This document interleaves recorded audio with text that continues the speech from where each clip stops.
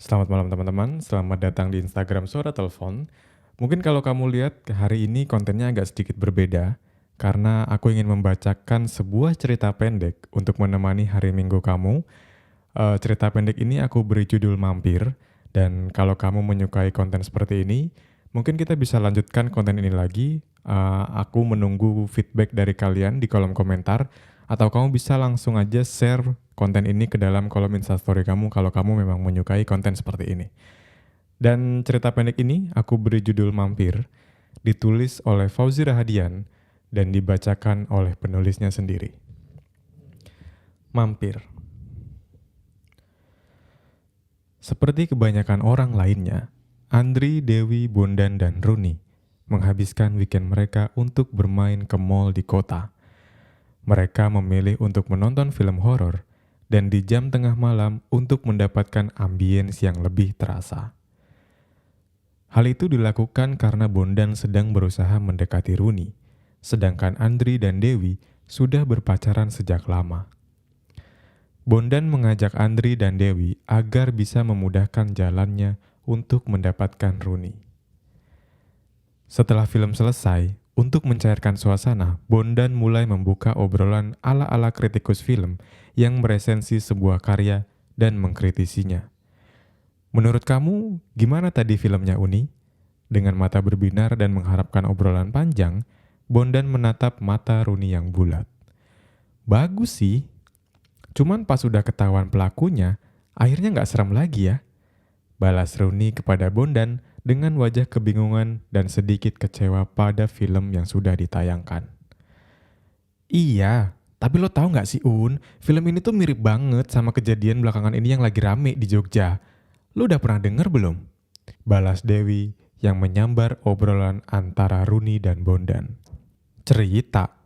Kok kamu nggak pernah cerita sama aku sih sayang? Balas Andri kepada Dewi dengan keheranan. Orang ceritanya baru kebongkar kemarin. Jadi gini sayang, belakangan itu Jogja lagi rame karena ada kasus-kasus penculikan yang belum ketemu orangnya sampai sekarang. Ada yang udah hilang 1 minggu, ada yang udah 1 bulan, malah udah ada yang sampai 1 tahun. Orang-orang pada curiga pelakunya itu sama, karena kemarin ada perempuan yang bisa kabur, makanya ceritanya viral. Jawab Dewi yang antusias bercerita. Dewi adalah penggosip yang ulung, dia bisa mengetahui cerita apapun. Lalu, keempat remaja ini berjalan dan sambil melanjutkan cerita yang dibuka oleh Dewi. Seperti keran air yang dibuka dan mengalir deras, begitu juga Dewi menceritakan hal itu kepada 3 teman lainnya. Lapar banget gue, kita makan yuk, sahut Andri memecahkan obrolan ketiga temannya. Iya nih, dari tadi muter-muter mulu dengerin cerita Dewi. Kita mau makan di mana? Gue bawa mobil kok, naik mobil gue aja gimana? Ajak Bondan kepada 3 temannya. Dengan raut wajah yang senang, Bondan mengajak ketiga temannya untuk naik mobilnya.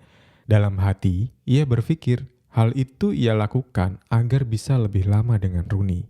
Yuk, aku juga udah lapar, Bondan parkir di mana? Balas Runi secara halus. Di basement, kita turun naik lift aja, langsung sampai kok ke P2. Jawab Bondan sambil refleks menggandeng tangan Runi yang begitu mulus. Cie, ledek Andri dan Dewi. Bondan bingung dan salah tingkah. Ia malu dan mukanya memerah. Sesampai di basement, mereka langsung menuju mobil Bondan untuk bergegas segera pergi. Wah, mobil baru Bon, tanya Andri sambil kagum dengan mobil baru Bondan. Iya Andri, beli second kemarin, jawab Bondan sambil melirik ke arah Runi. Dengan jawaban itu, Bondan berharap Runi menganggapnya sebagai lelaki mapan dan matang yang sudah siap untuk membawanya menuju pelaminan. Mereka akhirnya masuk ke mobil Bondan. Di dalam mobil, Runi yang masih penasaran dengan cerita Dewi menanyakan kembali cerita yang sempat terputus tadi. Terus, waktu ada perempuan yang bisa kabur tadi gimana Dew? Dia selamat? Tanya Runi untuk meminta Dewi bercerita lagi. Ya gitu kalau yang gue baca, perempuan itu bisa selamat. Dia kabur waktu disekap semalaman. Perempuan itu juga cerita kalau dia disekap di rumah daerah Jalan Gejayan, terus dia kabur, dan sampai sekarang kasus ini masih diusut sama polisi. Jawab Dewi bercerita dengan antusias kepada Runi. Cerita ini memang sudah bersebaran di masyarakat Jogja. Makanya banyak orang-orang tidak berani untuk keluar setelah jam 9 malam. Kota menjadi sepi karena warganya banyak yang ketakutan. Berarti rumahnya itu udah ketahuan Dew sekarang? Tanya Bondan yang ikut menikmati cerita Dewi. Ya belum, katanya sekarang lagi diusut sama polisi. Cuman perempuan itu juga masih syok dan belum bisa ditanyain. Ya gimana sih, cewek abis disekap pasti syok berat kan? Gak tahu juga itu cewek abis diapain. Bon, di depan berhenti minimarket sebentar dong. Gue mau beli minum. Jawab Dewi yang sudah kehausan karena dari tadi bercerita hingga mulutnya kering. Bondan berhenti di sebuah minimarket.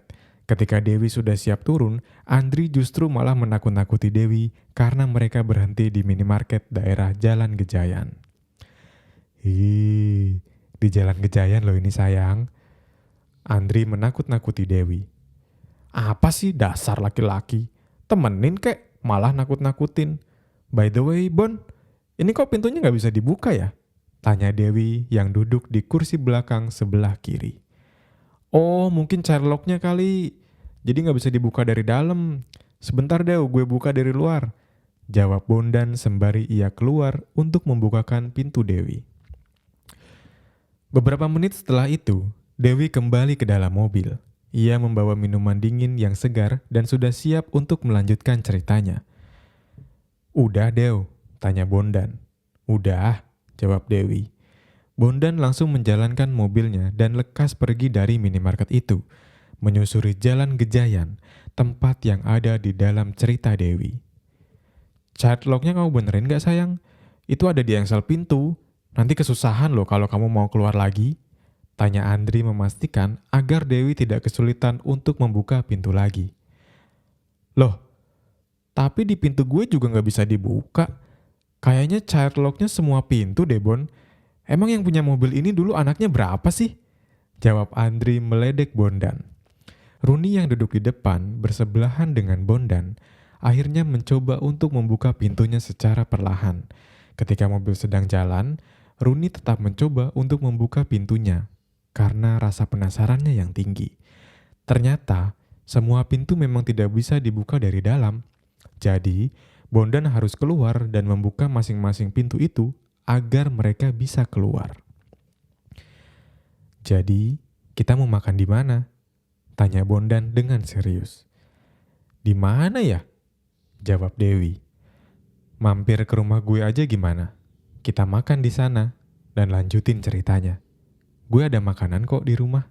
Tanya Bondan kepada teman-temannya. Rumah kamu di Jalan Gejayan ini? Tanya Runi sambil kebingungan. Iya, kalau cerita horor pelakunya belum ketahuan, masih akan terus menjadi horor kan? Jawab Bondan dengan melirik ke arah Runi sambil tersenyum kecil.